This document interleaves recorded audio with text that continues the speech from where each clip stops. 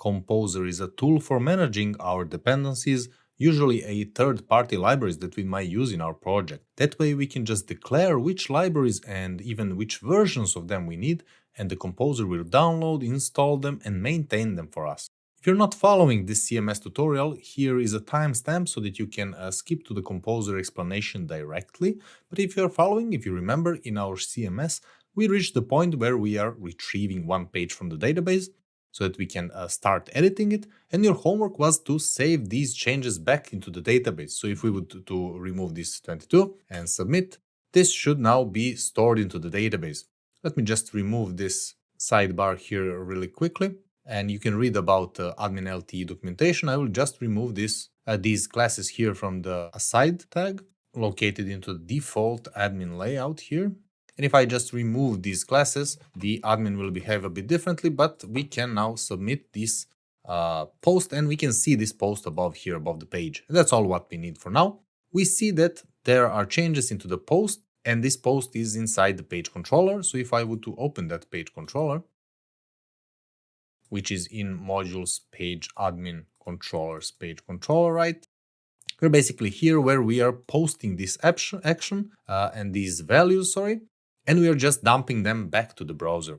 Now this needs to be saved to the database using the Active Record, right? Just like we are finding the page, we now need to save the page. And in order to do that, we actually need the page and the page from the database, so we might as well just move this page here above that. And then we can just use this page, and we can basically set values of the page by just putting the post object into it. Now you will notice that if you remember the set values here, it accepts the objects that we want to set values to. That's because we had a specific case here in the find all, where we needed to loop in each object that came from database and set its properties.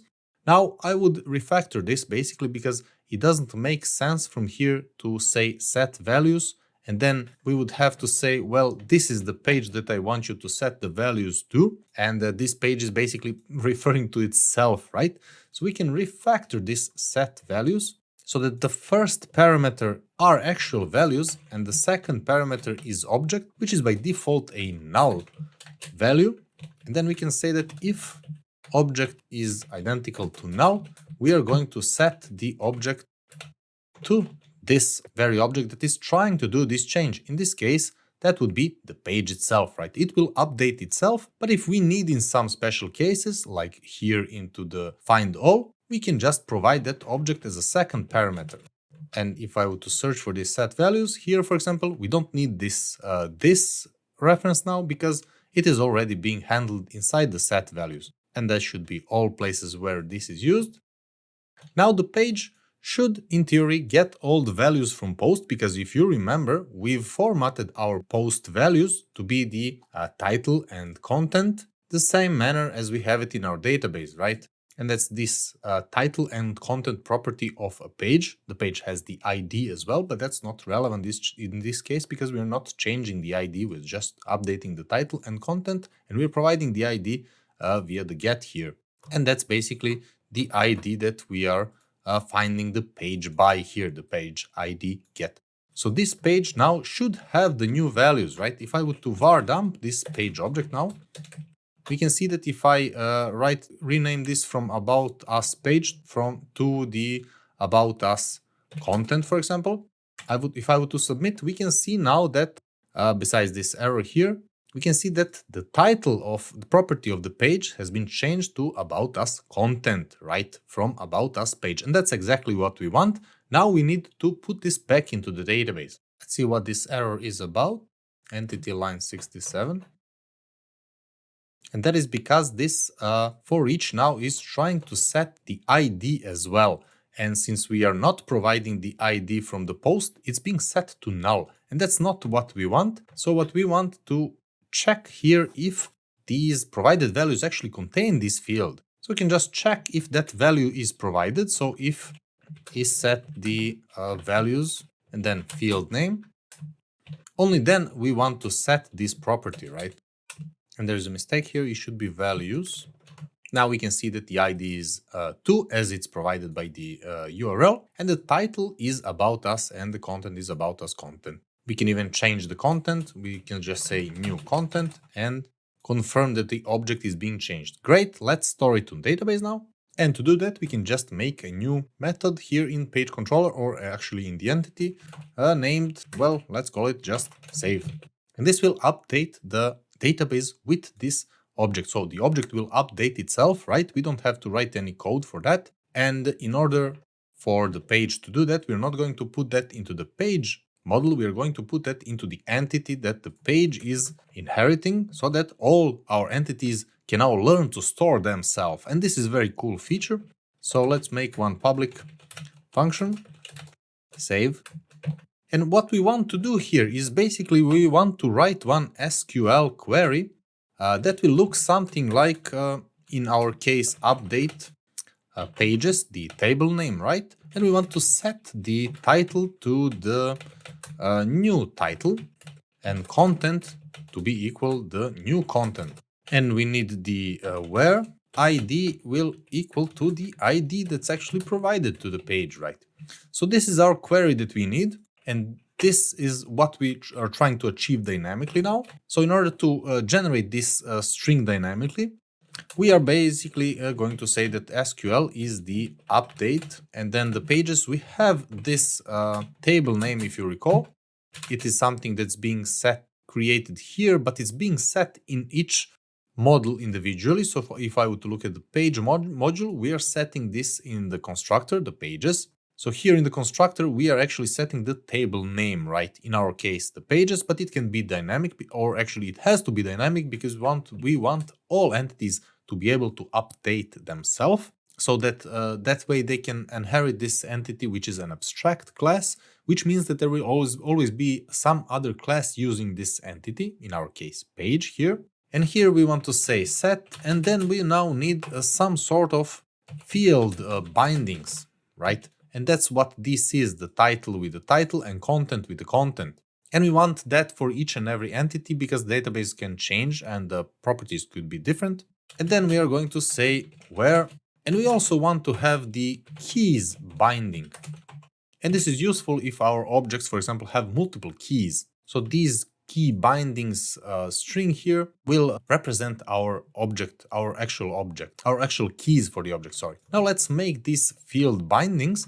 And for this, we can just loop our properties. We have one field, if you recall, we have one fields field, right? And in our page, that's this array of all the fields that exist there. We do have the ID here, but we don't need actually the ID.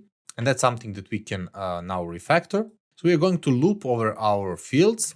You just say loop these fields as field, actually as field name. And now we want to populate our field bindings, which is actually an array where we are going to store all of our keys. The reason it's an array because we want to join them with this comma. So what we are doing here basically is a string creation. At the end, our query is a string sent to the database, instructing the database to do something, to do some command. And our command to the database will be this string that we are going to send now. So this field binding will actually get all these bindings here. So the field name will actually be this portion. So this is field name, and we now need equals, and we also need this semicolon, and we again are going to use the field name. And that way each of our field bindings will have this title equals semicolon title and the content equals semicolon content, etc. And we just need to join that here. So this will be field bindings string. We need to join that array into a string here. So this string will be join of all our field bindings. And we can even dump our SQL just to see how we are progressing with it. There is some syntax error, right? There is missing comma here. And now we can see that our string is getting to look like update pages, set ID equals to ID, title to title, content to content, right? Now this set ID is obviously not something that we want to do. And we can now move this ID into the separate field called, instead of fields, it can be named primary keys. And what we can do is we can actually set it to this array of one single ID field, meaning that all of our models will by default have this field ID unless we overwrite that from the entity itself. So now we have these primary keys, which means that in our model page, for example, we can now even remove this ID because we don't need it, right? We know that it's there. It is by default there set as the fields, but if needed, we can always say this primary keys here as an array saying, for example, page ID. That way we can overwrite this if needed. We don't need to overwrite it for now. Let's keep with the default. Let's see our query. Now it's set title and the content to content where. Now the where part is missing. Obviously we have some errors. We can fix that along the way. Now the where part is this key bindings here. And for that we are basically going to do the exactly same thing that we are doing for the field bindings, right? We're going to loop each of our key bindings or the key field, primary keys as the key name. Let's move this above here just to know what we are doing. And we can move this string down here. Now these primary keys will have similar binding, except that this will be the key bindings here, right? And this key bindings is basically this one, but this should be, let's put this into a new line, where key bindings string on the same principle as joining the fields, right? We now need to join the keys. And let's see our query once again, how it's progressing. And we can see that it's now update set pages title, set content to content, where ID is the ID. That's exactly what we need. In order to execute this query, we are missing the fields that we are going to provide or the values that we are going to provide, because we now need to prepare this query and to execute this query. So what we can do here is prepare this query. Now we need these prepared fields, right? And that's something that we can make here. That will be an array. These are basically the values that we want to bind to this semicolon content and semicolon title and ID. We have to provide that to the database, right? To our database connection. So we can put these prepared fields, for example, here, where the key name in this case will be the actual value from this property, something that we have set with these set values. And the values, if you remember the set values, are the actual dynamic values of the object that we are trying to change or to use. In our case, it will be this object and its value is dynamic here. So we're going to use this key name to give it back to the prepared fields. We're going to do the exact same thing for the field name. And let's dump these prepared fields. I will just comment out this execute just to confirm that our prepared fields have the new values that we want to send to the database. If I refresh now, we can see that they actually contain ID null and title and content. Now this ID is obviously not correct. We need to fix that. And let's see this error, page ID entity on line 83. Now this does not exist, and it doesn't exist basically because we have removed now the ID from the fields that the page needs to get when it's being created from the database or when it's being retrieved from the database. That is because this find by ID now does not set the ID because it's not a value. We have changed this set value to only work with fields and not with keys. Now we need to set these keys again. So we are going to look for each of primary keys when the values are set, and that will be of key name. And the reason we are doing that is just to make sure that the keys are being set when the property is being retrieved from the database. So we are going to find that value key. We are going to set it. Let's test one more time. And we can see now that the SQL is correct. Update pages, set title, where ID is the ID, and we have the ID binded to 2, which is great. That's correct. About us content has been changed. Let's change it to content 2. When we submit, we can see that it's being changed, and the new content is being there as content. Now we can basically just confirm that in database, nothing is being changed now. There is still about us page 2. When I remove this comment for the execute, and I can as well remove this dump here. If I would now to submit again, let's put content 4. When I submit, we can see that in the list of pages now this is about us content 4, and if we look into the database, we can see that this About Us page has actually About Us content for changed, which is great, perfect, marvelous. Now our Active Record is able to update the database by putting the newly changed values of an object into the database. Of course, you can complicate this a bit more and improve it much more so that you are updating only the changed fields. That way, when you set the new values, you're going to put another another property that will have only list of changed page properties, on only list of touched properties, the dirty properties as it's usually called, as they're referred to. And that way you can even optimize this save so that you are updating only the properties that are being changed. Of course, you need to check what type of property is the key name, what type of property is the field, etc. And you might even complicate that so that instead of putting these fields here, like an array, you could maybe put a new object here called string key, or the text key, or the integer key, or the integer field, and the same for keys and same for all other fields, so that you can have more flexibility as to how key is validated, how key is being treated, how key is being used when you are setting the values and changing the values. That is not something I'm going to do this because writing a complete Active Record takes a lot of time, and there's people who are doing that much better than I'm going to do that here. But the principles are the same. At the end, we are creating one SQL string that we are sending to the database. Even this SQL string can be a separate set of objects, or separate library of objects, where you will have the where and the command and the set and the values, keys, etc. etc. There's a lot of libraries who are doing that very well, so we will not replicate everything, but you get the gist of it. Now, if you remember, we already have the test for this Active Record, so it would be great to have a small test for this save, just to be sure that it calls the database with correct values.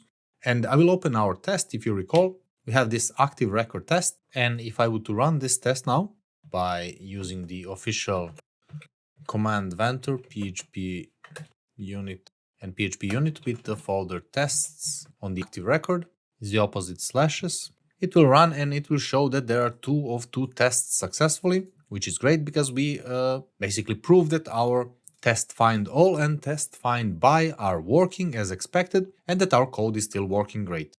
Now we need to run to actually make one more quick test, which is the public function test save. And this one is a bit tricky because we are not actually going to assert the database, and we are not going to insert anything into the database, because if you remember, we have this fake database connection that we are providing to our page. And now we need to find one page, then we need to change the page properties like content, or the title maybe, to the new title.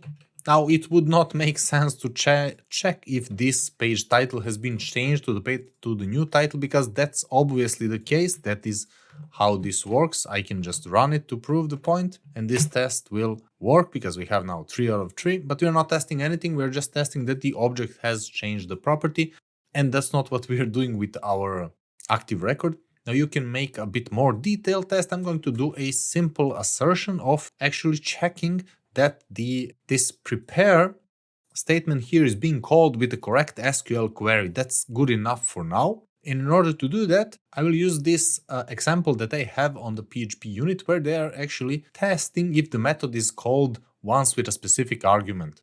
So for that, we need the mock builder. And once you make this the first time, it's very easy to do it multiple times. We're going to basically mock a fake database connection, but we are not going to add new methods. We are just going to proxy the existing ones. So we need to enable a proxy to the original methods, which is a great feature. And then we are going to watch on this observer that the actual method is being called like this. It expects this method to be called with some values. And this observer in our case is the mock database. So it expects to be called, in this case once. We are just going to put a quick test where this will be called 2 times. So exactly 2 times. And the method we want to check for is prepare. Now, since it's being called 2 times, we can even check and confirm this. If we run this test, it will fail, saying that the prepare is invoked 2 times. And that's actually great. Now, in this case, the failure was that the method was called 0 times. That's because I haven't even provided this mock database here. So I'll just provide that instead. Let's test one more time. And now we can see that the expected is something, but the actual use is being this select from database, and that's the first selected that's being prepared. So instead of with, we are going to put this around the logical OR. There are a lot of ways you can do that, but I'm going to put the logical OR around 2 calls. So instead of equal to something, I want to put this to equal to, in our case, select from pages. And the second case in our example here is this update set where, etc., etc. So I can just put this here and run to see what are we getting into our test. And is being called only once, and that's great. Our test is working because we are not actually saving this page. So we need to call the page save. Test one more time. And we can see that it failed to assert because this update is the second case, right? And that's something we need to put in here. So what we are in essence doing here is that we are checking whether our prepare method is being called with select from database, and it's also being called with update pages set title and content where the ID is the ID. If I were to run this test now, it will work. All the 3 tests are working, which means that if, for example, this content would be missing from our method or the ID is not being prepared, for example, if we in our entity, we somehow get to comment this where, now this test will tell us that we are not matching this content, it's missing, so it's not matching what is expected. So anytime in the future when we update something from here, and if we manage to somehow break this SQL creation at the end, our tests will let us know for that. And if you're interested in unit testing more, please let me know in the comments, as I'm actually considering to making a course about this, explaining all the benefits and the ease of use of unit testing in PHP. Now, since we have everything working, our page submission is working, we can basically change the content, right? We have the full CMS About Us page and it will work. In this case, it's just being listed here. We can remove this dump and we can actually see that About Us page has been changed and its content is being changed to what we are changing. Let's say that we now need to log this action so that the website owner can see who has changed the pages in case of some problems or anything. We need somewhere to put that the admin has changed the page About Us, and that's pretty much all that we need. And we can now open a file and write to the file each and every time this happens, but we just don't want to use a lot of time for that. So what we can do is we can search the internet, the good old Google, for best PHP logging library. And depending on when you search this and what you search this, you will get a lot of results. But one of the popular ones is this Monolog, or however it's called. And this library is very useful, it's up to date, it's been used in a lot of projects, and it's very powerful. And if we look at the installation of this library, it says install the latest version with Composer, require Monolog. And that's basically all that we need to do. We did install the Composer in previous lessons where we were installing the PHP unit, so we can just follow this and install it with the Composer. If you remember, we just downloaded the Composer from the Get Composer website, getcomposer.org, and you can just download it and install it following these instructions here. I install it on Windows. It is very easy. So we now have the Composer, let's use it. Let's install this library just to see how it will work. And I can just right-click. And the Composer is now installing this library. It's downloading it, it's putting it into the vendors folder, and it is also installing all the related libraries that this newly created library is needing to in order to proper functionally, because libraries can depend on other libraries, and we will look into that a bit more. But now to use it, basically we can just say use Monolog. We will just copy this use here on top, in, for example, same place where the modules are being used. And then we can create one log channel. This is something that we will do in the Bootstrap and somehow inject it here. For now, I will just do it here so that we can see how it works. Actually, let me move it here and we will put it in the proper place in a moment. This log channel will log to, say, pages.log. That's a newly file.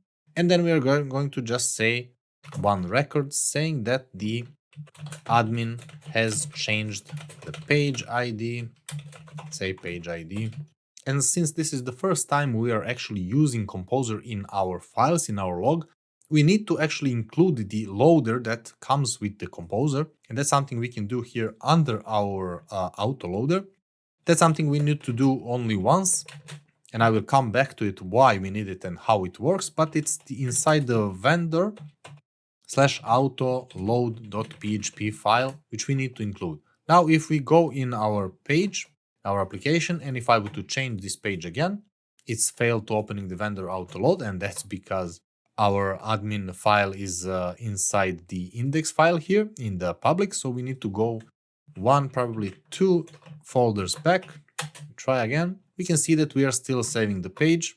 This dump is still here for whatever reason. But we can also see that we have now this newly created pages.log file, which basically contains all of our logs, right? So here we can see that we have this log that we've put that the admin has changed the page ID to. Now, how easy was that adding a log functionality to our application? Now we can include this log functionality instead of initializing it here.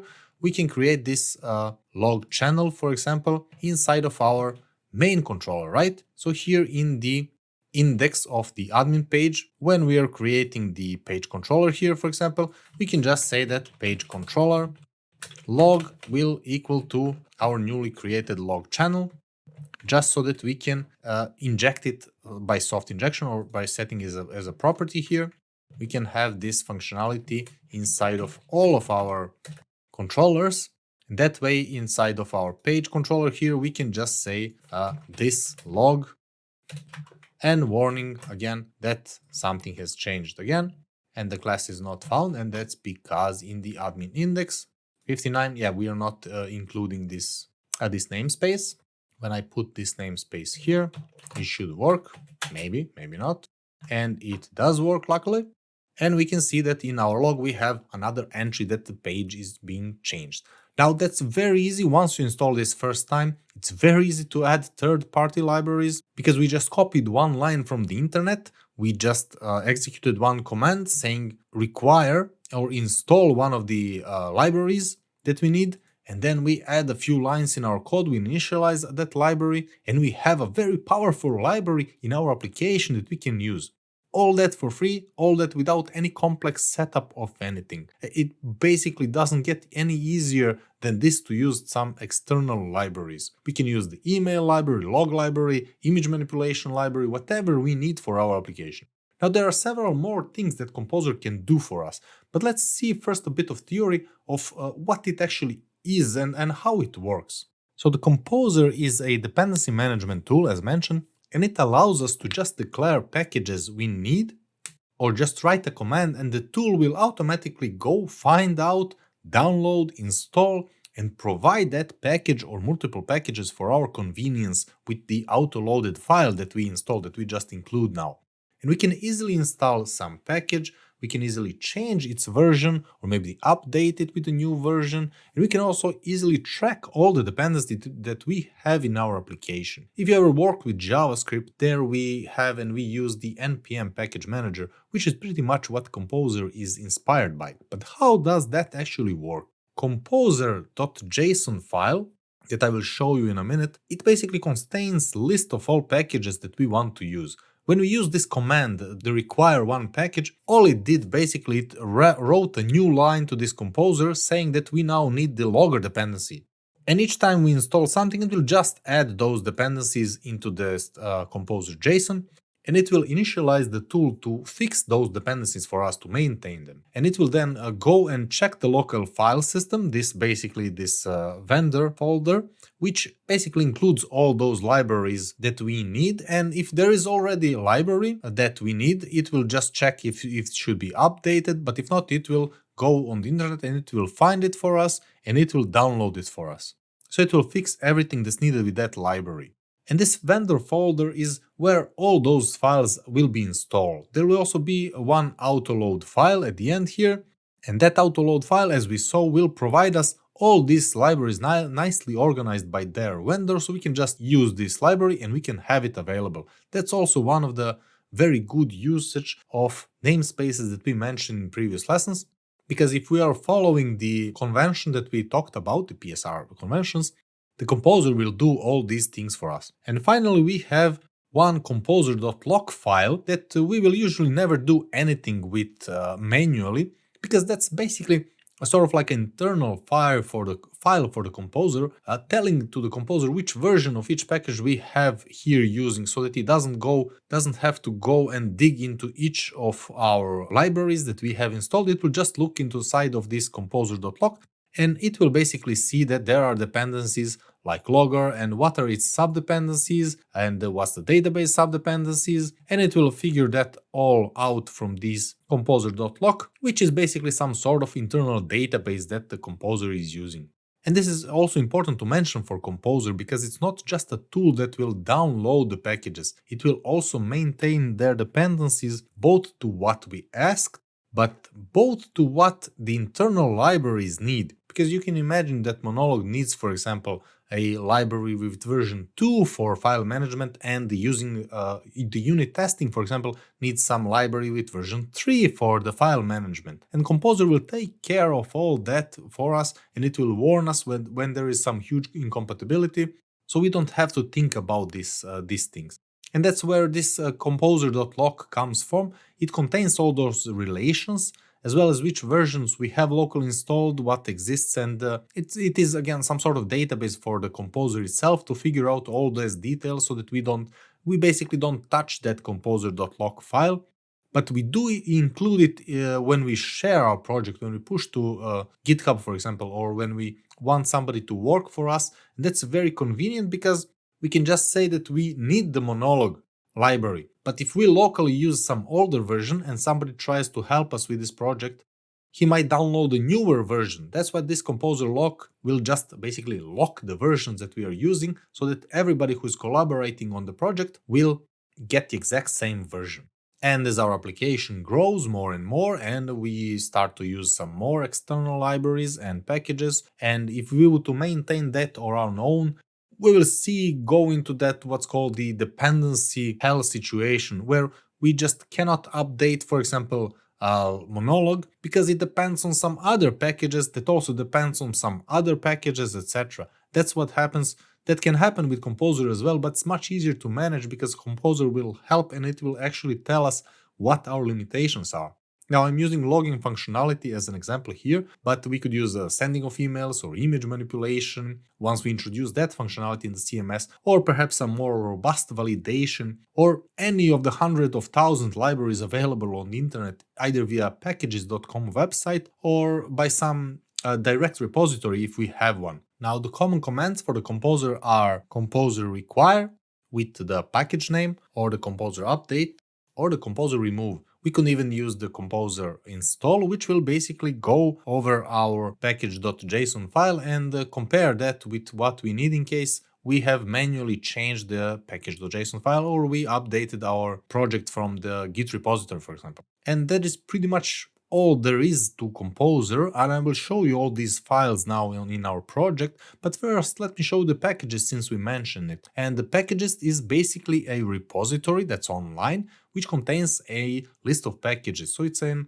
online database containing all those submitted and available packages that we can easily install without even knowing which Git repository our package is. If you remember our command, we just wrote require monolog/monolog, and Composer figured it out on its own. And that's because it went to this packages.org site and it got all the data that it needed.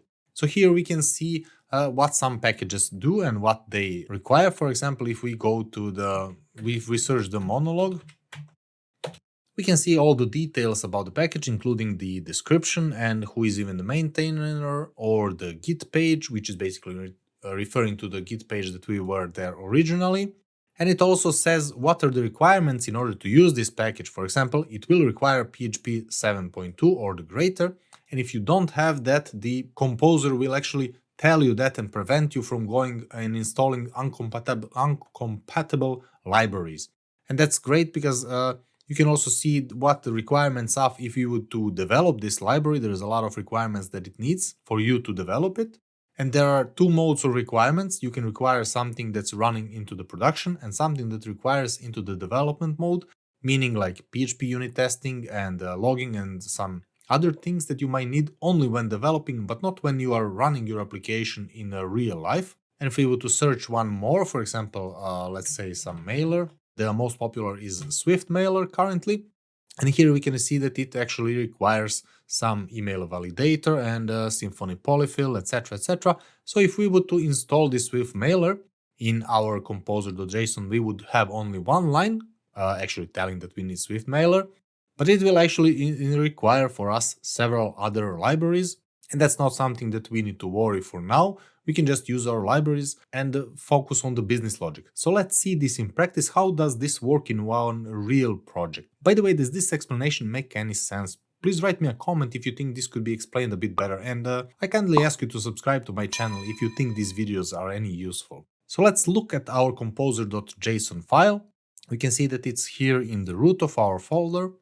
And we see that we have one required dev, the PHP unit that we already installed in previous videos. But we can also see that we require one Monolog library with the latest version installed. There are a lot of meanings for these carets and these signs here, which means basically compatible up to this version and all their stable versions. Now there are a few more things that we can set here, especially if we would to publish our app as a package or as a library on Composer.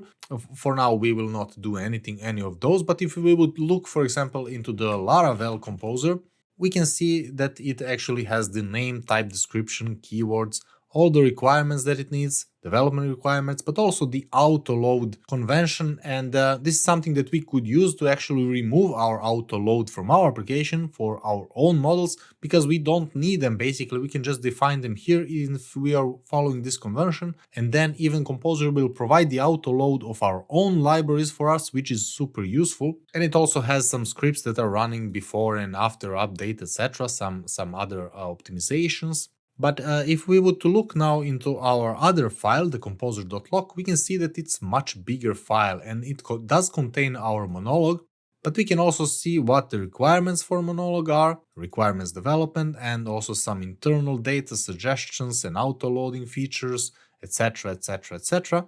And we already looked inside of our vendor folder here, and here we can see that we have our Monolog, which is a library, downloaded from the Git repository, and we can see that we actually do have the doctrine installed and the composer itself, and we can see all other classes like PHP unit that we mentioned before, which actually has several libraries because that's in a package, and all they come as a package. So the PHP unit is here, but it requires some other things for it to work, and that's what we get by Composer automatically. We don't have to think about what's required, and when the time comes to update this, we can just ask Composer to do that for us. We don't have to think about all these other libraries that are being there inside of our vendor folder, all that's taken care of by us from the Composer. And now your favorite part, the homework.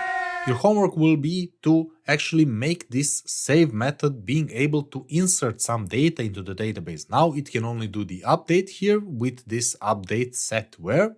So your homework is to make this an insert. You can either extract this word or do some if else around this update. The set and where should work as they are, but double check on that. You probably don't need where since you're inserting something. And you probably don't need these primary keys because you are making new entity. So there is a bit of tweaking around this, but in essence, you should be able to, in our application, create a new page. So you need a button, which will just open the empty form, fine tune the form if needed, and you should be able to insert data inside of our database. Pretty easy and straightforward, right? So to conclude our video, we made our active record capable of updating one entity in database, and we can now change the content of some page or even some user or all the other entities because they are completely dynamic. The database table name is dynamic, all the fields and the keys are now being dynamic. You probably need to fix the other entities. I will not do that right now, but all the other models like users, etc., you need to fix them by removing these primary keys from the fields, just like we did with the page, but we also learned what a composer is, and that's a tool that will help us with installing, updating, and maintaining, and even using the third-party libraries and packages in our projects. The composer will search packages.org website by default, but also it will work with other repositories which could be easily added as well if you have the direct URL, or some private ones that your company maintains internally. And Composer is practically a de facto standard these days when it comes to modern libraries. And if you are still hesitant to use it for some reason, do yourself a favor and get familiar with it, because you will encounter it in more projects than not. Thank you for sticking with me to the end of this video, and here is a joke for you.